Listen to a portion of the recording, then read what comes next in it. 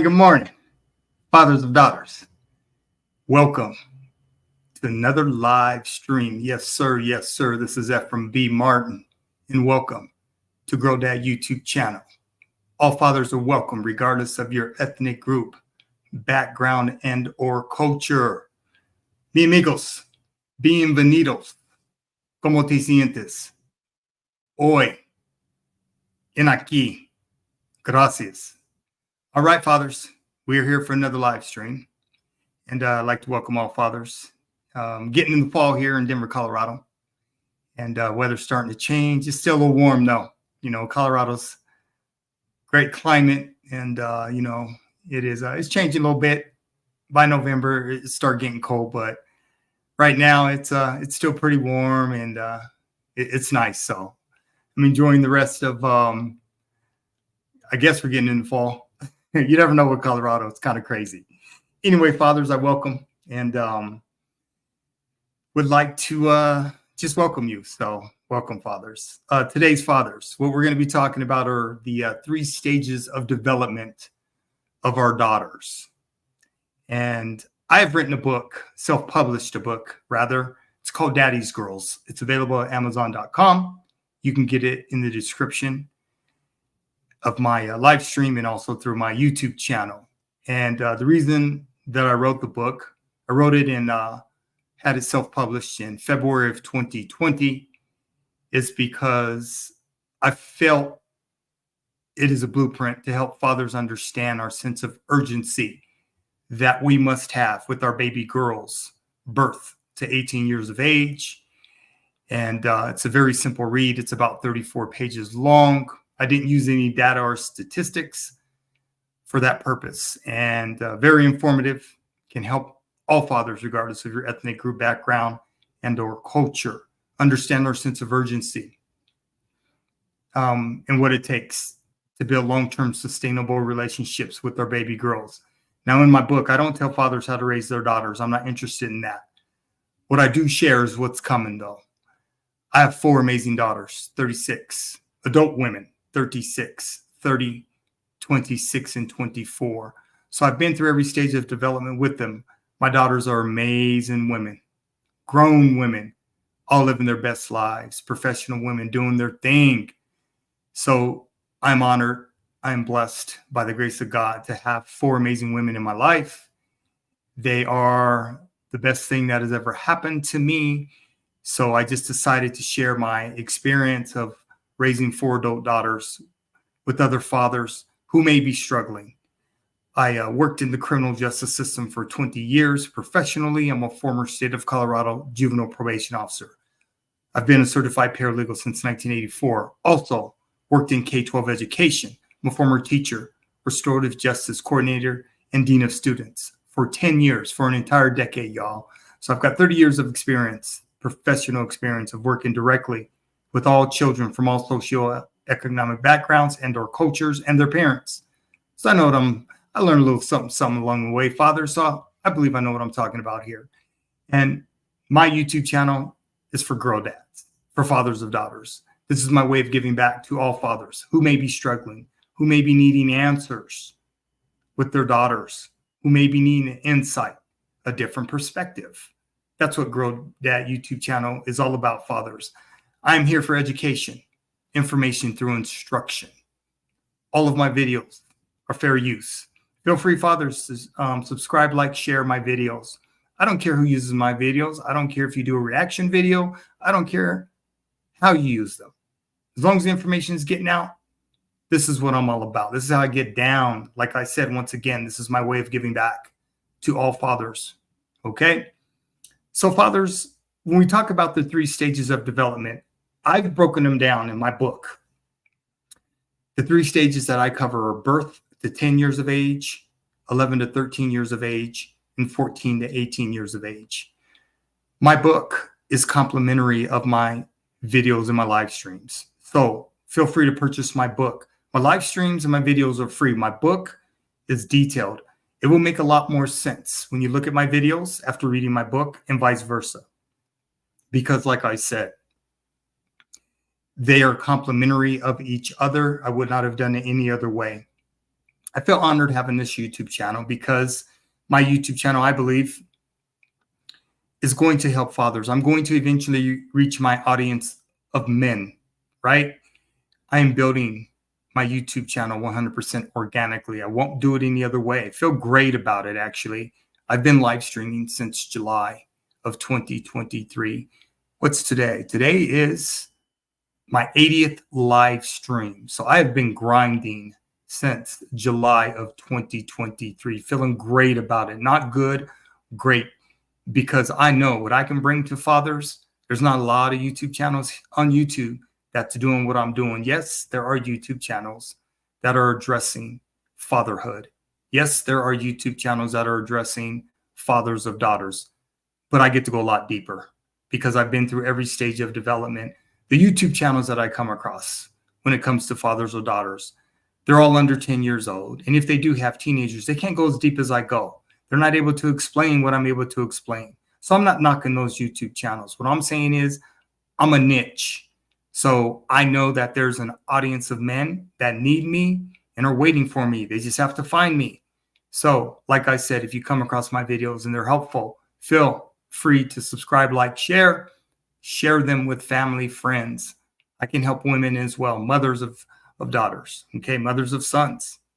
So that's why I'm here. I have one hell of a professional background, 30 years. 30 years I've worked with children. So, all right, fathers, the 3 stages of development. I have some excellent videos today. It's going to cover the 3 stages of development.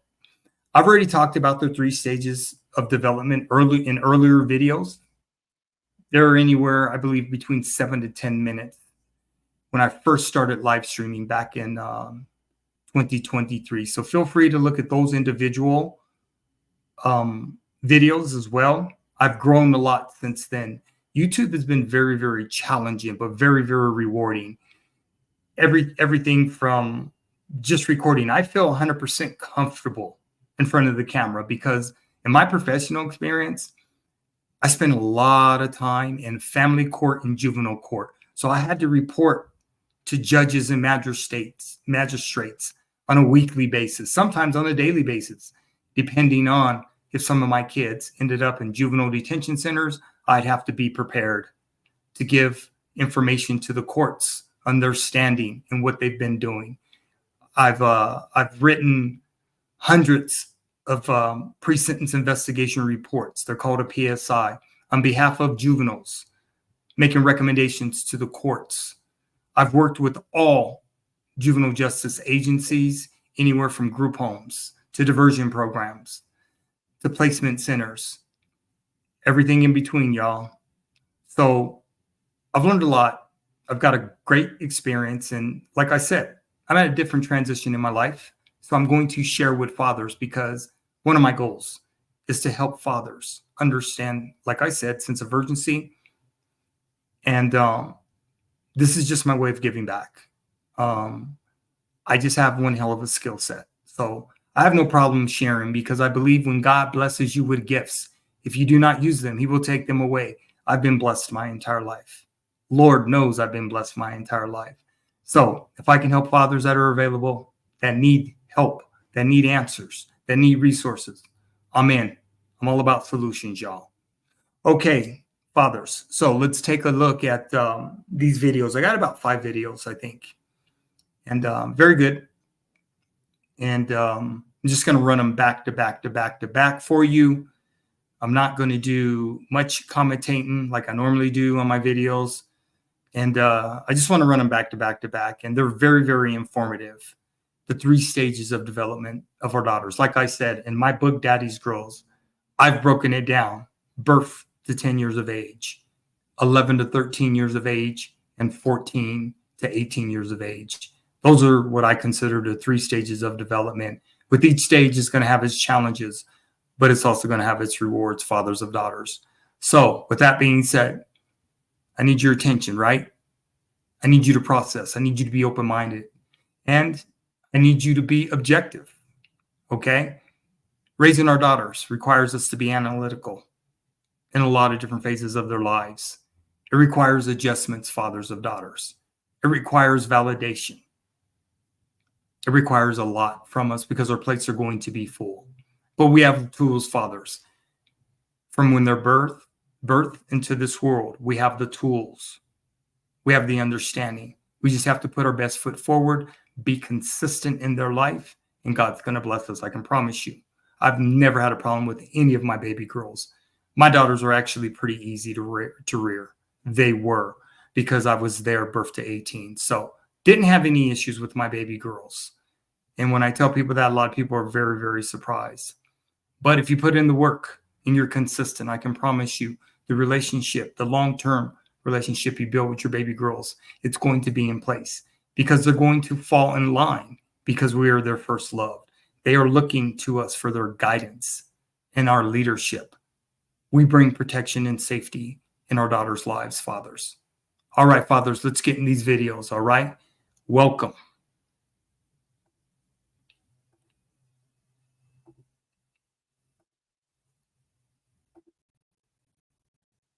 Now for the Big Mama developmental milestones, also called stages of development. These are a list of skills that most children can do by a certain age, including physical motor skills, language, as well as social cognitive skills. Now, it's not just another list to memorize here. This is actually very crucial for a child's future. So let me explain. If a child does not meet their key developmental milestones for their age, it can indicate a delay in development and could result in severe disablement if not caught early and addressed early.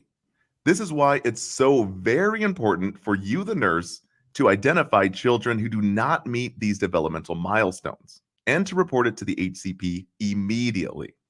So that being said, I know there's a lot here, but I'm going to highlight some very critical areas that the NCLEX focuses on, and it's usually between 2 months and the 2-year mark. So first on the list here is age 1 month. The gross motor skill is head lag. They have very poor head control.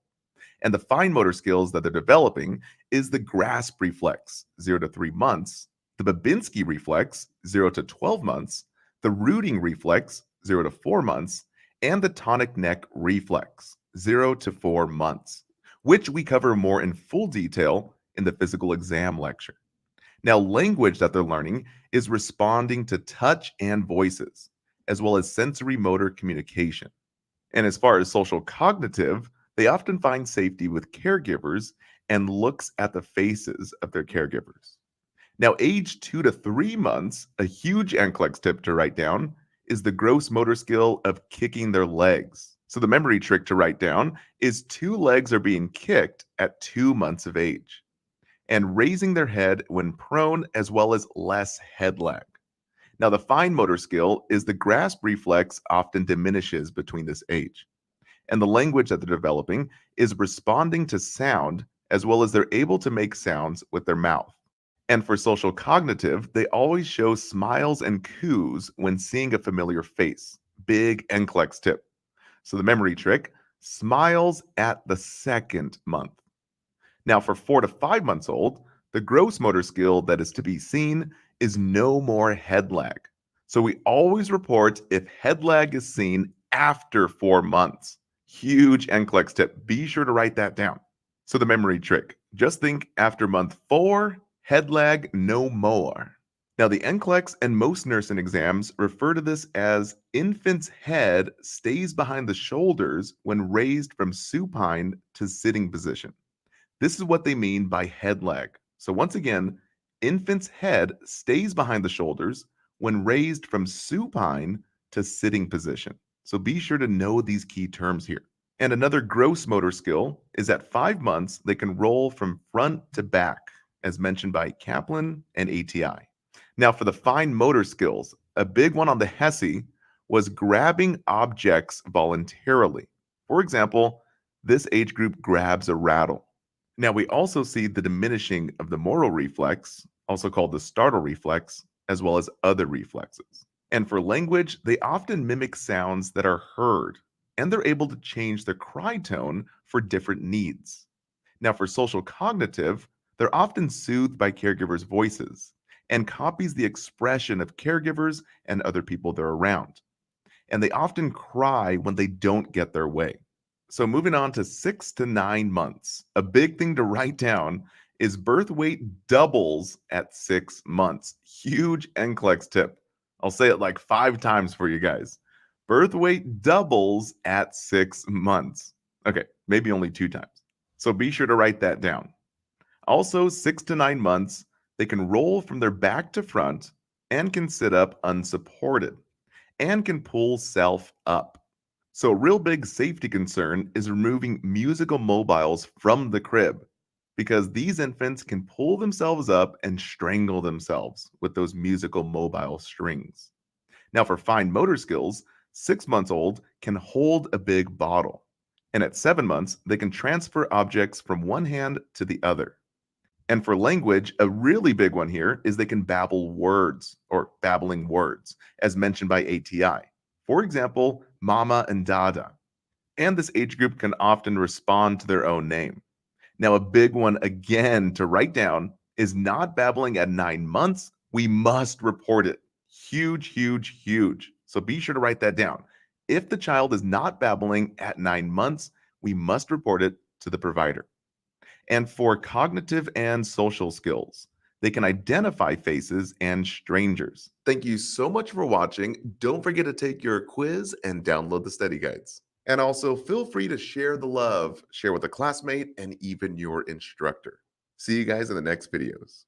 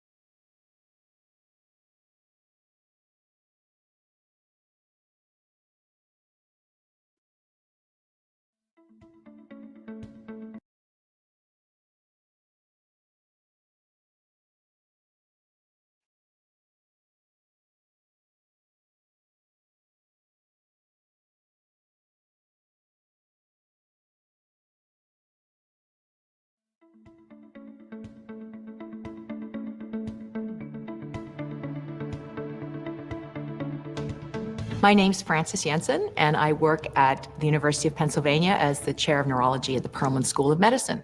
The teenage brain is different from the adult brain in several ways, but 2 major patterns come out. First of all, because children and teenagers are actually wired to learn faster than adults, their synapses, where the brain cells talk to one another, are actually at higher numbers in childhood and adolescence. So teenagers actually have more synapses than adults. They also have more of the ability to learn, to strengthen those synapses than adults. We call that synaptic plasticity, how brain cells respond to they can be molded by the environment. That actually increased excitability of their brains is a very good thing. The second way the teenage brain is very different is that the way our brain areas are hooked up to one another, the major brain regions, is a process that takes 2.5 decades of our lives to actually occur. The brain is the last organ in the body to mature, and therefore it takes until your mid to late 20s to finish. And that property that takes a very long time. One of the major properties is the way we connect brain regions up to one another. So it's called myelination, and it starts in the back of your brain and moves forward. So the last place to connect is the frontal lobe. Frontal lobe is important for judgment, impulse control, decision-making, and empathy. So when we think of teenagers, one of the problems they have is that they're not really accessing their frontal lobe as fast as they could. Teen brains are very impressionable to good things, but also to bad things. And one of the important things that I think teenagers need to know about themselves is this hidden strength is a bit of a double-edged sword in that addiction is a form of synaptic plasticity too. Instead of learning a good thing, your brain is actually learning a bad thing, which is substance abuse, and one gets the same strengthening of the wrong synapses robustly more than in the adults. So actually teenagers can get addicted harder, stronger, longer, faster than the adult. You couple that with the fact they're risk takers, they're actually potentially putting themselves in harm's way more. But it's not just the process of getting addicted. Actually, some of these substances prevent the normal process, the good things happening in your brain, and can change the way your brain develops. People who are addicted early have a much harder time undoing that addiction later in life. There are other things, though, like stress that can affect your brain in the adolescent years and can have long-term effects on later adult development, such as increasing the risk of depression. I find when we explain some of the new research on the teenage brain to parents and teachers, there's a sense of, so that's why they did it. Oh, now I get it.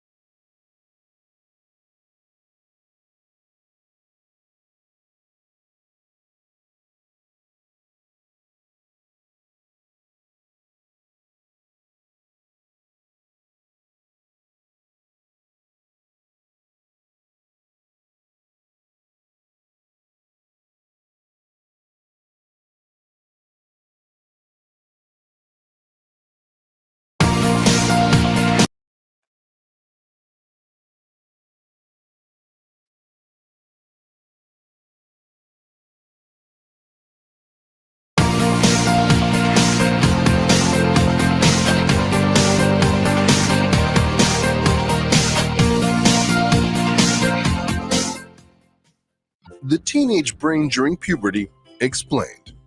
Being a teenager is hard, especially when rapid and confusing changes wreak havoc on the teenage body and brain.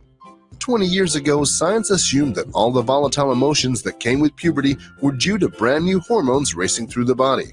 Today, however, we know that the teenage brain undergoes massive neurological changes during puberty. With a better understanding of what's happening in our teen's brain and how it affects behavior,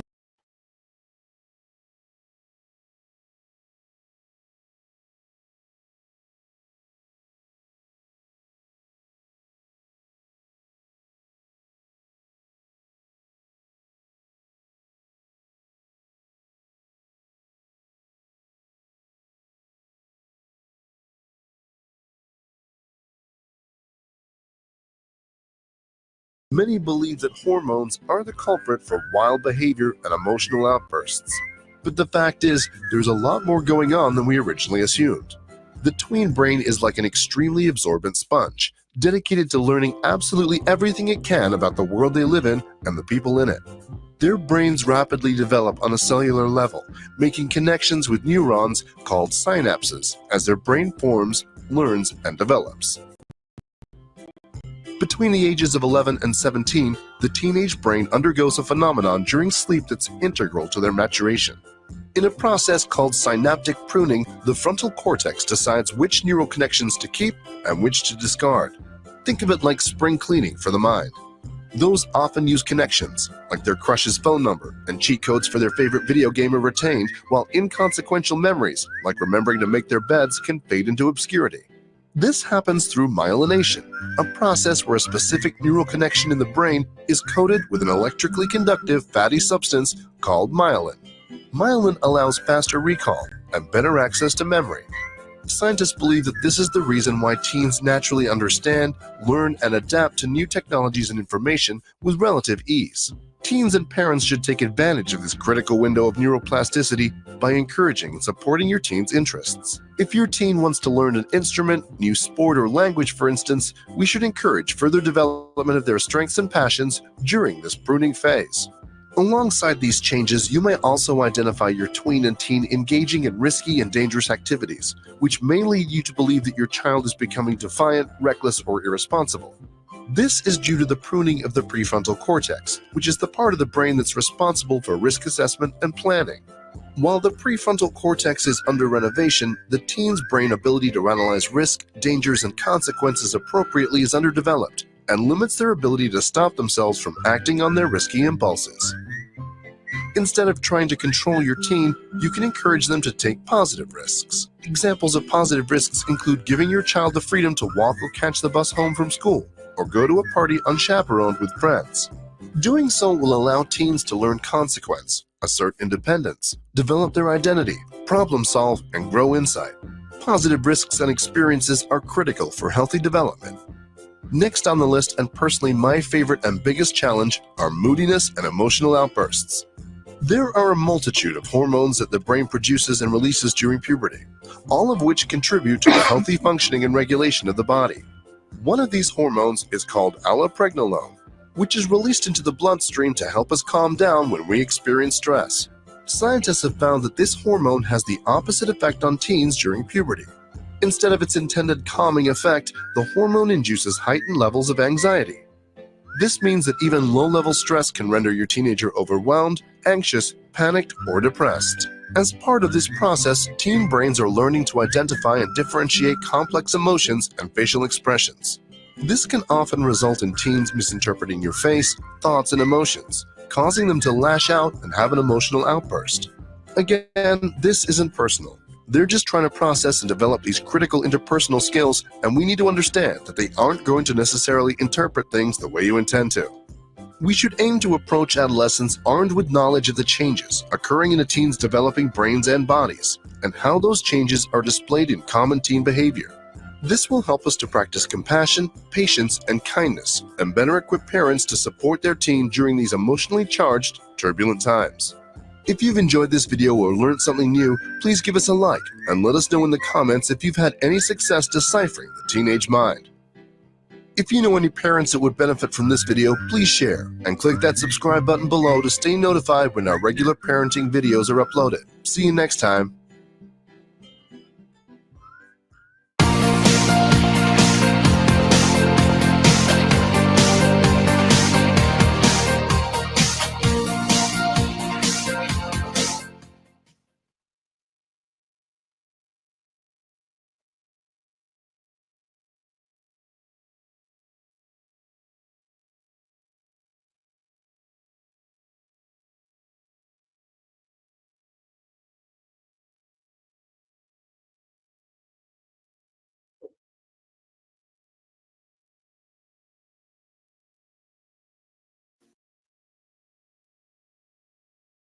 The frontal cortex doesn't fully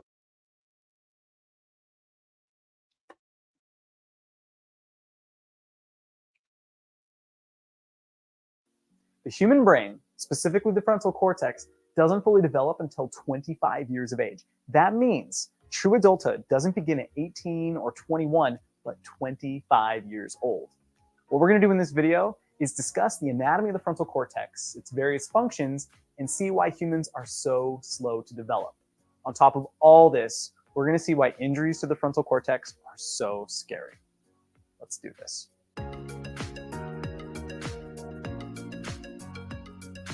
Let's start by figuring out where in the brain the frontal cortex is. What I have in front of you is the right hemisphere of a human brain. Now, there's a ton of structures noticeable, but the thing you're probably drawn to first is all this highly coiled surface. This is the cortex of the brain. Cortex is just Greek for bark, as in the bark of a tree. Just think of it as the outermost layer of the brain. These raised areas that you can see here, which I usually say are like mountains, are called gyri. And then these depressions, which again, I pretty much describe as valleys to those gyri mountains, these are called sulci or sulci. And what this does is it allows for a lot of surface area to be coiled and folded into a smaller area. The body does this quite frequently. You'll see something very similar in the digestive system, for instance. But on average, there's about 2 square feet of brain surface area all coiled into your cranial cavity. If we take a look at this side of the brain, you're going to see a noticeable difference between these two areas. This gray area that kind of goes all the way around is what's called gray matter. And this is where neurons are synapsing with one another and will just communicating with each other. The white area is called white matter. And white matter is made up of these really specialized cells called glial cells. And what they do is wrap around the tails of the neurons, speeding up their impulse and reinforcing commonly used pathways. Let's go ahead and take a look at the top of the brain. And you're going to see this really long sulcus that's going to descend all the way down to here. And we call this sulcus the central sulcus. And it's going to separate this frontal lobe from this parietal lobe, which is on the top back aspect of the brain. Then on the side here, you're going to see another sulcus called the lateral sulcus. And this is going to separate this frontal lobe from this lobe on the side called the temporal lobe. This entire area right here, including the gray and the white matter, is going to be called the frontal lobe. The frontal cortex is simply the gray matter that's on the top of the frontal lobe. This is what we're going to be talking about today. Now, the frontal cortex is responsible for a lot of different functions, including motor control and what are described as executive functions, which are things like planning ahead, postponing gratification, problem solving, and focusing your attention. The thing is, the entire frontal cortex doesn't perform all of these functions. Instead, there are little subregions, each of which is in charge of its own part of your consciousness. At the same time, it's not as though these areas have a strict border either. It's not like you have a sign that says, you are now entering the dorsolateral prefrontal cortex. It's just not that simple. This is why I'm not going to be getting extremely specific in this video. I'm just going to be going over the generally accepted areas and overall functions. In a future video, I'm going to be getting much more specific, and we'll go into things such as the Brodmann areas. But for now, we're just going to give you an overall idea of what these areas do. Now, I'm often asked, how do we know that a specific area of the brain is responsible for certain actions and behaviors? And it comes down to a combination of neural imaging, animal studies, and psychological studies. We literally look and see which area of the brain is experiencing the most blood flow and metabolism as you're performing physical and mental activities. And then if someone experiences a trauma to the brain, sometimes it'll shut an entire region off. And that gives us a glimpse into its function by simply comparing the behavior before and after the trauma. But we still have a ton of work to do. Now, let's start with this region here called the motor cortex. And there are several different subregions inside of this motor cortex, such as the primary motor cortex, located right here. We have the premotor cortex in this area. And then we have the supplementary motor area up in here.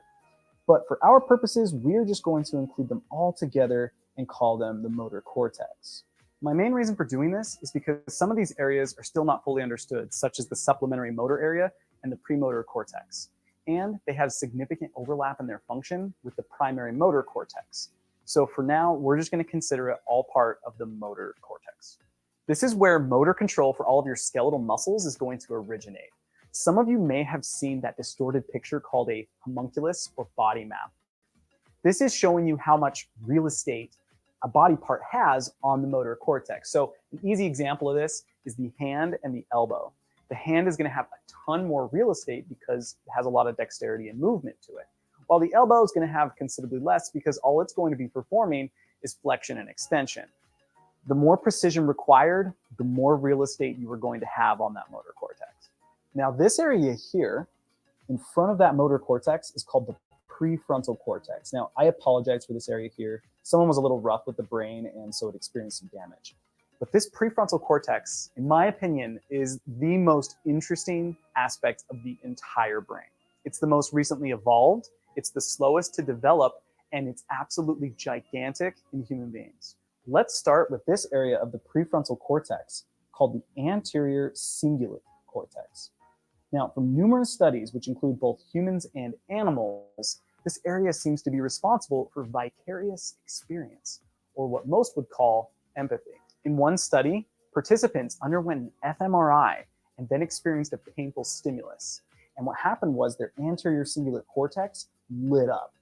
But in that same study, participants had their partner in the same room as them, and what happened is they were shown a cue that their partner had just experienced a painful stimulus. And guess what?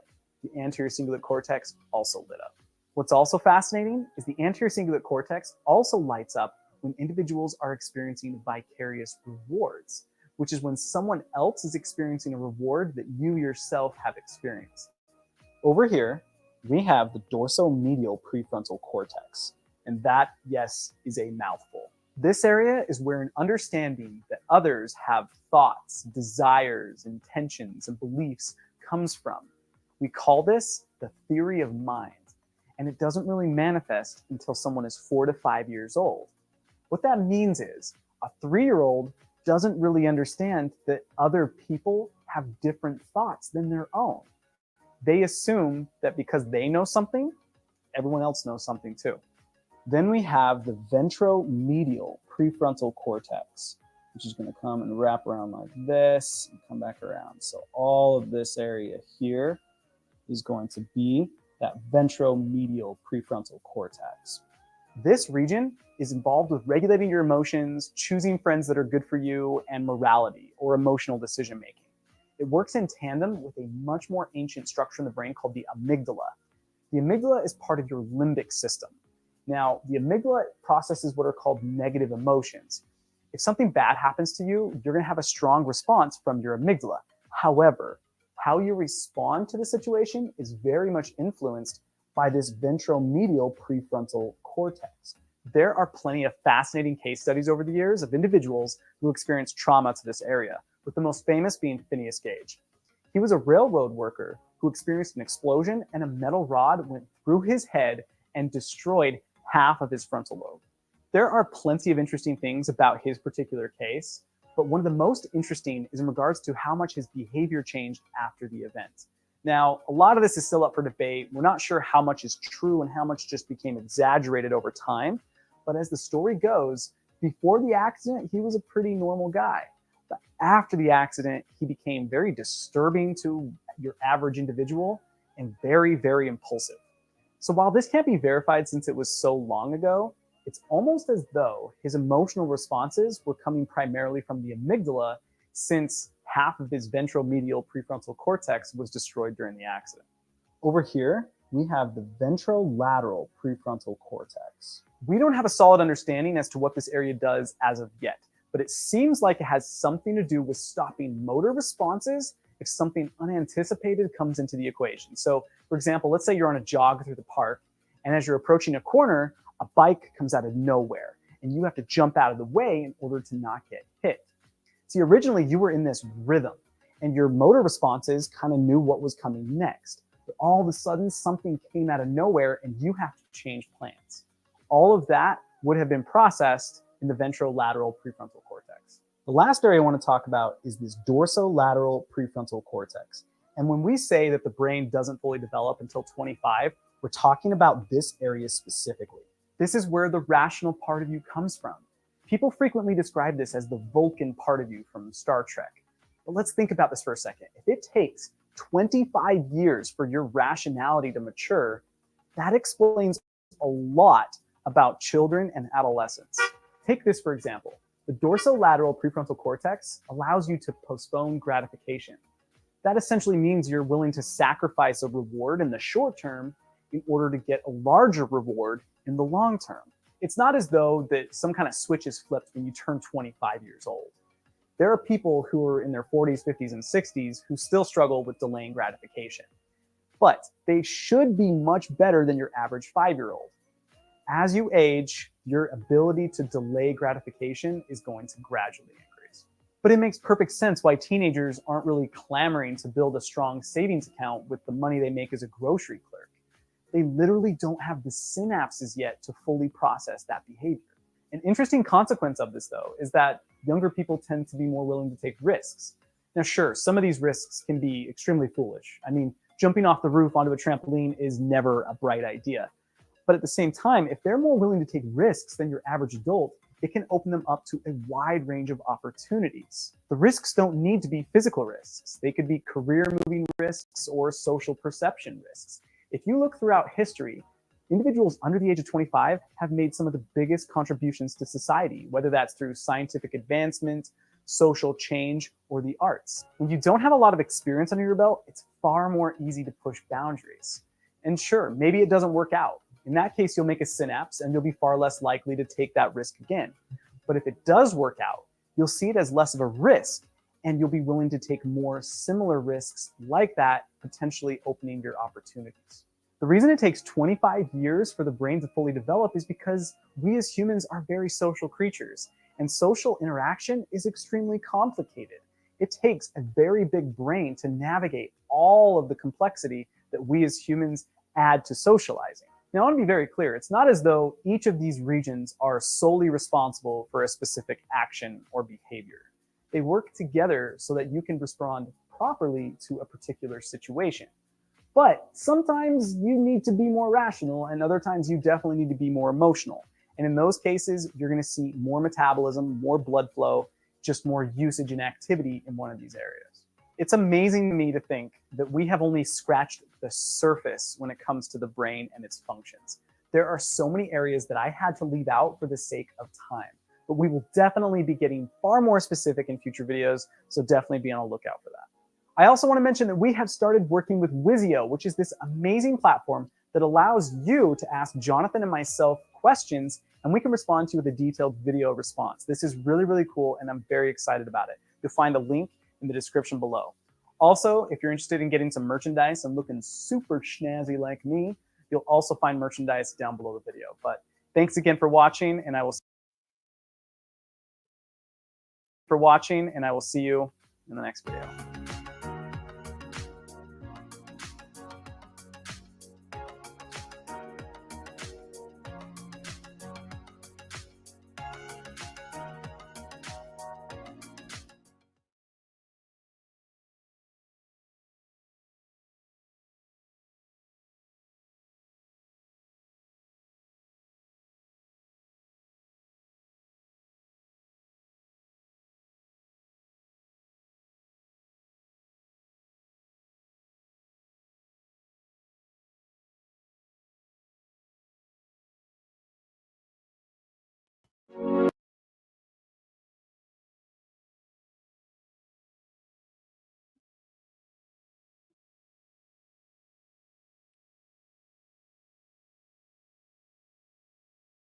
Okay, fathers, I'm having some technical issues. I'm not sure what happened, but I lost my overlay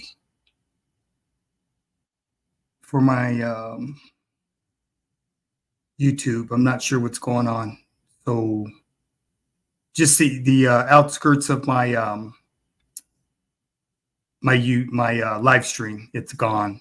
So I'm not sure what happened, but we've only got one more video, so it is all good.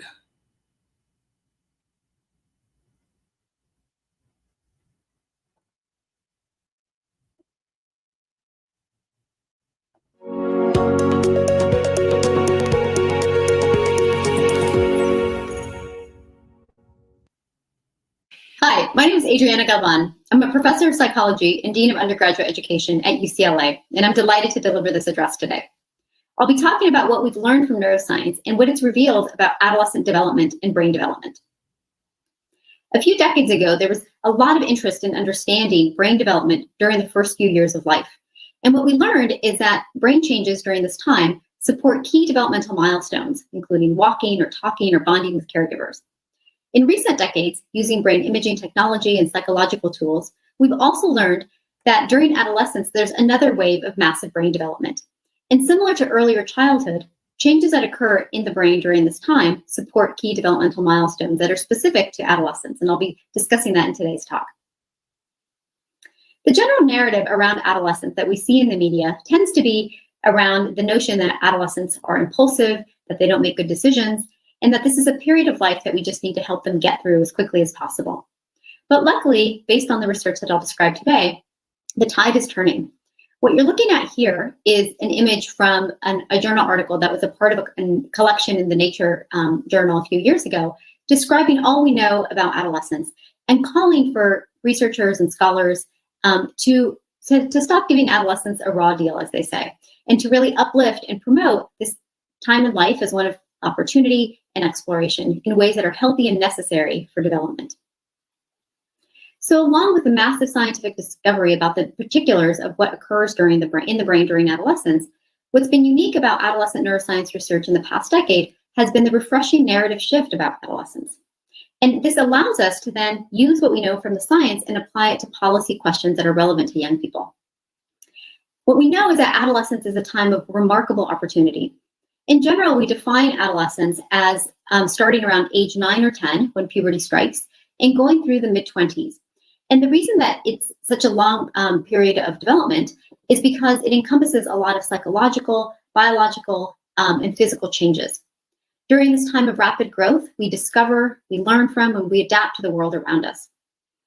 And I just want to note that adolescence, because it spans such a long number of years, it encompasses early adolescence, which is around ages 9 to 12, mid-adolescence, about 13 to 17, and late adolescence, which is about 18 and beyond. And it's important to note that no one factor, whether it's age or grade or pubertal status, defines adolescence completely, but all of those contribute to the experience of adolescence. In today's talk, I'll be providing general findings about what we've learned, but I want to include some caveats and considerations for you to think about as I go through the slides. The first is that there's extensive variability in adolescence. And that's to say that although we speak about adolescent findings generally, all adolescents are obviously not alike. I show this picture to illustrate that although every individual in this picture is the same age and the same grade, they're all 14 and in 8th grade, there are significant observable differences in physical height, for example, in these adolescents. And so you can appreciate that they are experiencing different contexts and different biological stages of puberty. Adolescence has also transformed across successive generations. This image is from a paper published a few years ago now from over 8 million adolescents, and it simply asked adolescents to endorse, yes or no, the following items. Do they have a driver's license? Have they tried alcohol? Do they date? Do they work for pay? And what you'll notice is in the first 3 items listed, the endorsement rate was about 85 to 90% in the mid-70s, and that lasted through about the early 90s. But in the mid-90s, you'll notice a significant drop-off in the number of adolescents who were endorsing that they drove, that they tried alcohol, and that they dated. And there are many reasons why there might be a decline in what was typically considered characteristic adolescent behaviors. One explanation has been that the uptick in social media use has given adolescents the opportunity to engage with peers in different ways, and maybe that's what contributes to these changes. But nonetheless, it's important to think about how and whether we can compare adolescents across different generations, given the different contexts in developmental activities. And the last caveat that I'll mention is localization. The research I'll be talking about today comes from Western countries. 25% of the world's population is between the ages of 10 and 24. And 9/10 of those adolescents live in low and middle income countries. And yet 90% of current data about adolescents comes from high income countries. So that's important to keep in mind about generalizability of these data. Why is the neuroscience of adolescence important? I'll first highlight that point and then discuss what we've learned and then some potential implications for policy. A lot happens during adolescence, as we all know.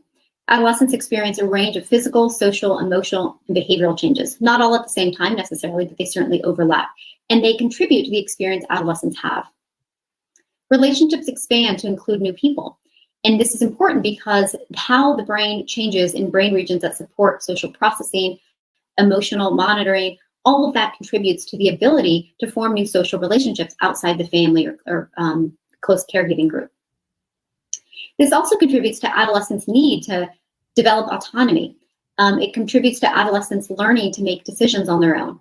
And part of that is supported by changes that occur in the prefrontal cortex that I'll describe later.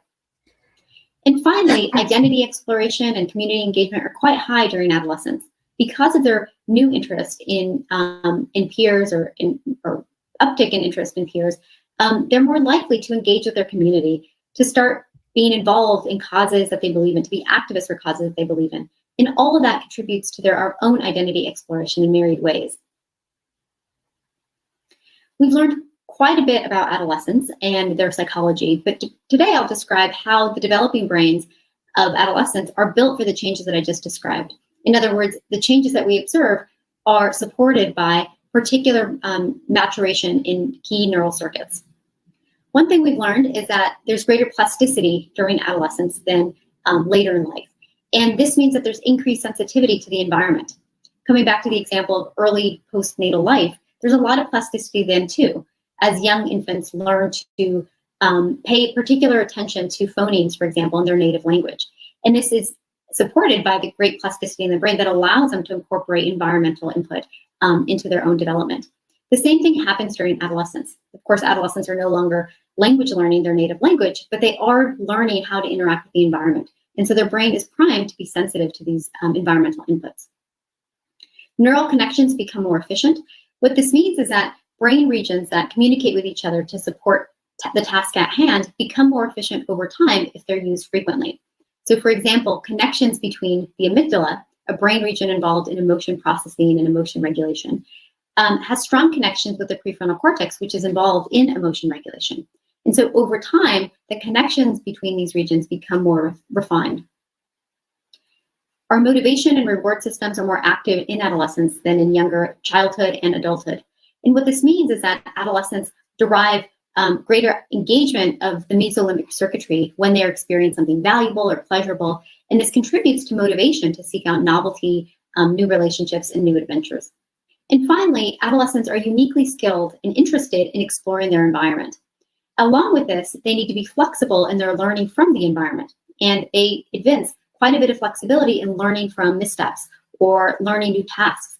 It's the reason why we don't teach more complex, for example, math skills or writing or reading skills earlier in life, because the adolescent brain is primed and ready to accept this type of learning. So I'll go into a few specifics about some key findings. One is that the adolescent brain is in a constant state of flux and activity. And the reason for this is because it grows in response to the environment. And so the dynamic nature of adolescent brain development serves a purpose. And that purpose is to help adolescents become more cognitively mature. As I mentioned before, we know that brain regions do not work in isolation. So for example, the amygdala does not work in isolation. It works in concert with the hippocampus, for example, for emotional learning. It works in concert with the prefrontal cortex for emotion regulation. The picture you're looking at on the right illustrates the many pathways that exist throughout the brain, showing that brain regions, even if they're not physically close in proximity, nonetheless can have strong communication. And this happens because of the functional network that developed during the adolescent years. We know that large-scale brain networks dynamically integrate with each other. Back to that example of the amygdala and the prefrontal cortex. We also know that brain systems also tend to segregate from one another if they no longer serve a particular purpose. During childhood and adolescence, functional modules become more distinct, and connectivity within modules increases. And that's kind of a lot to conceptualize, just reading it here, hearing my words. So I'm showing you a picture on the right that demonstrates what this means. So here what you're looking at is a picture towards the bottom of a representative youth brain, showing that the connections between different modules, or the different colors, the connections are rather weak, illustrated with the dotted lines. But across development, these connections become stronger, as shown in the adult brain representation, where now you see the solid lines. And those solid lines and the thicker lines are meant to represent the stronger connections within the modules that are a different color, and then also between modules. And together, this refinement is what helps bolster attention networks, the default mode networks, cognitive networks, all the networks that are really critical for adolescents to have as they transition into adulthood. We've also learned a lot about, or there have been a lot of studies about how puberty influences brain development. So early in the talk, I mentioned that adolescence is jump-started at the onset of puberty. And what we can say is that puberty and brain development undoubtedly exert bidirectional influence on one another. So when puberty begins and there's a release of hormones, those hormones have implications for the structure and function of particular brain regions. And conversely, when brain changes occur, they help instigate this process of pubertal development and hormone release. There are a lot of studies on this topic, and the data are still rather mixed. But one thing that we do know is described in a paper by Jen Pfeiffer's group a few years ago, is that the majority of findings show a negative relationship between puberty and gray matter, or cortical thickness. What that means is that as individuals show greater pubertal stages or pubertal maturation and an increase in pubertal hormones, there's a decrease in cortical thickness. And this is important because cortical thickness, or the converse cortical thinning, is thought to be a marker of neuromaturation. That is, that we have greater cortical thinning as we progress through adolescence. And the picture on the right is showing the general patterns that have been observed. So for example, if you look at the purple arrows that are pointed downward, that's meant to illustrate that as pubertal stage gets more advanced, there's a decrease in cortical matter in the particular brain region that it's on in this schematic. There are also major neurodevelopmental changes in mesolimbic circuitry, primarily in the striatum and the medial prefrontal cortex. These regions have typically been associated with reward sensitivity and have shown that there's greater activation in these regions when adolescents are presented with something they find valuable or rewarding, also when they are engaged in a risk-taking task. Less emphasis has been paid to how these systems are important for learning. So a few slides ago, I said that flexible learning is important for adolescents to learn to navigate the changing social landscape, the changing cognitive landscape. And greater engagement of these systems of the mesolimbic circuitry helps them become better learners to their environment. A few studies have illustrated this point. So a few years ago, Juliet Davidow and colleagues found that enhanced engagement and enhanced reward sensitivity was actually related to better learning among adolescents as compared to adults. Evelina Krohn's group showed a similar finding, that those adolescents with greater activation of the reward system, and in particular the striatum, showed benefits in learning as compared to adults. And Eva Telzer's group has also shown this in a longitudinal framework, showing that reorganization of learning systems contributes to performance across adolescence. So that bit of information about mesolimbic circuitry has also contributed to our understanding of adolescent decision-making. There's a lot of interest in this topic given the changes that are observed in decision-making and how they relate to policy questions of how we support adolescents as they make these neurodevelopmental changes.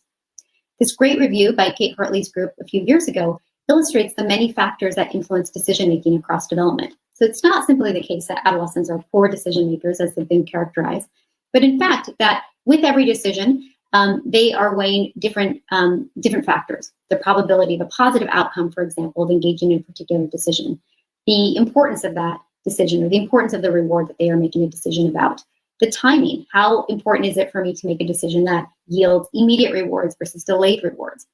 And so they show this cartoon image of what might happen when an adolescent receives a text message when they're driving. And depending on who the person is who's sending the text, how risky they think it is to read the text while they're driving, all of these things factor into their decision making. And that's all to say that adolescents will make different decisions across different contexts as informed by the many different calculations that they're making. And the brain supports these types of calculations. Risk-taking in adolescence has been a topic of great interest to parents, educators, and adolescents themselves, of course, along with scientists.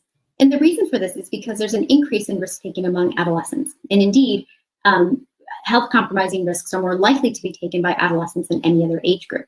What we know is that risk-taking varies as a function of affective context. So as I mentioned just previously, adolescents are not always risk takers in every context, and not all adolescents are risk takers. It really depends on their arousal level, who else is in their company, and the type of risk that they are being confronted with. We also know that pubertal hormones are associated with risk-taking, in particular testosterone, and that the dynamics of changes in the frontal systems and the striatum also contribute to risk-taking. So that greater activation of the frontal striatal network is associated with enhanced risk-taking, both in the laboratory and outside of the laboratory. And finally, there are vast individual differences in risk-taking among adolescents. Generally, middle adolescence is when there's an increase in risk-taking behavior, but of course, again, that depends on the task, the risk that's being asked of them. So all of this research and many other research studies that unfortunately I don't have time to get into, including studies on the social brain and social processing during adolescence, as well as digital media and how that's impacting brain development. All of these data have led to some characteristic developmental needs of adolescents that will help us think about how to support adolescents when thinking about policy. So one is that adolescents are going to take risks. That is just a characteristic of this time in life. And in fact, it's necessary to take risks in order to achieve greater developmental milestones. So providing adolescents with safe and satisfying ways to take healthy risks should be a priority. Real world scenarios in which to build emotional regulation, problem solving, and decision-making skills is also crucial for adolescents. And providing spaces for them to develop a sense of meaning, of identity, and purpose by contributing to peers, family, and communities is really important. During the COVID-19 pandemic, we saw a lot of evidence of adolescents mobilizing and finding new ways to connect, given the importance of their connections to peers and family. And this really gives a lot of meaning to the importance of social connections during adolescence. Adolescents are also greatly concerned with social status. In fact, surveys show that one of the reasons that adolescents make the choices that they do is in an effort to gain respect and social status among their peers. And providing ways for them to do so in a positive way is really important. We also need to support values, goals, and personal and group identities of adolescents. And one of the best ways to do this is to not make assumptions about what those values and goals are, but instead to engage adolescents when making decisions about their well-being. And finally, we know that warmth and support from parents and other caring adults continues to be important throughout adolescence. There's an assumption that as adolescents or as children become adolescents, that they show less interest in peers or parents or care less about their family and care more about their peers. But recent research by Eva Telzer's group and others show that that's absolutely not true. That in fact, they care equally about their parents. It's just that they also elevate input and opinions of their peers. So finally, I'll close by describing some implications or potential implications for policy of this research on adolescent brain development. The first is the need for a developmentally informed approach to policymaking. So the series of studies over a few decades now have first established something that's really important, and that is that the adolescent brain is distinct from a younger brain and from an older brain. And we now know that that seems pretty obvious, but when this work first started, the adolescent brain or adolescents were not treated as a distinct group. And the reason that's important is because we now know that the adolescent brain functions differently than younger children and older adults. And that needs to be taken into consideration when thinking about policies related to driving or adolescent health or the juvenile justice system, for example. We know that one size doesn't fit all, although we generally talk about adolescence generally. The fact that this period of life spans between ages about 10 to 25 means that clearly there are a lot of changes that happen during that time. And so policies that are relevant for late adolescence, for example, may not be as helpful for younger or early adolescents. And so taking into consideration the different developmental stages within adolescence is really important. Perhaps the greatest contribution from adolescent neuroscience research has been on the juvenile justice system. One question that repeatedly arises in these juvenile justice discussions is when adolescence ends. And the reason that's important is because in our country, the age of majority is age 18. And so even though that doesn't align with what we know from the developmental science about the continued development of adolescent psychological and brain development, having that benchmark of 18 could really redirect an adolescent who's been accused or convicted of a crime in very different directions. And so establishing the importance of considering the developmental stage of individuals during this time has been crucial in helping think about how to help and support individuals involved in all different types of systems and certainly in the juvenile justice system. There's been a lot of interest of late about sleep during adolescence. Contrary to what we used to think, adolescents need just as much sleep as younger children, and yet they get less sleep than children or adults. There are many reasons for this. One of them is biologically driven, that adolescents have a sleep, what's called a sleep phase delay, so they don't feel sleepy until later in the night. Another reason is that there's an increase in technology use, and so that's going to contribute to sleep. And so thinking about ways to encourage sleep and even make adolescents aware of the importance of it for their learning and emotion regulation is really important. And finally, related to the concept of sleep, there have been recent discussions about policies associated with school start times. Knowing that adolescents are more likely to go to bed later and wake up later, there's been conversations about whether school start times are developmentally informed and appropriate. Those are ongoing, although some school systems have started school later for people in middle and high school. This isn't consistent across the country, and whether that needs to be changed will be informed by developmental neuroscience research. So just in conclusion, I just want to underscore the importance of acknowledging that the normative changes that happen during adolescence in the brain and physically and psychologically are indeed normative. Adolescents are bright, full of opportunity, and the exploration that they tend to do towards new activities and desires are really important for reaching developmental milestones. Scientific leaders have called for more nuanced understanding that celebrates these behaviors and helps provide scaffolding that helps adolescents navigate the changing social and cognitive landscapes during this time. So with that, I'd like to thank my lab, collaborators, the Center for the Developing Adolescent. I did mention I'm a co-executive director of that center, and our work is to translate developmental neuroscience research into policy and practice. So thank you.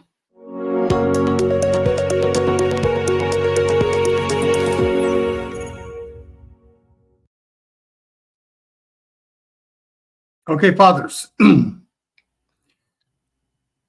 Excellent videos. Excellent videos. And another live stream completed. So, fathers, just want to share that information with you. When I'm doing my research, this was a joy. This one was 3 stages of development, because when I do my research, oh, by the way, all videos that are shown on all my live streams, they're always in the description. So feel free to always do your own research, fathers, right? Let the professionals be the professionals, but all the videos are in the description, and, you know, you can learn more and more about the adolescent brain outside of all these professionals.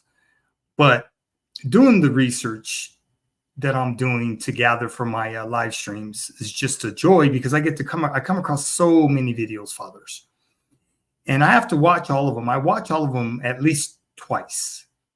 Sometimes I watch more than that. But the gathering of research, since we're visual human beings, doing this through video, you see how it's going to encourage you and engage you in the discussion, to force you to do your own research, fathers of daughters, because we need to be doing our own research, right?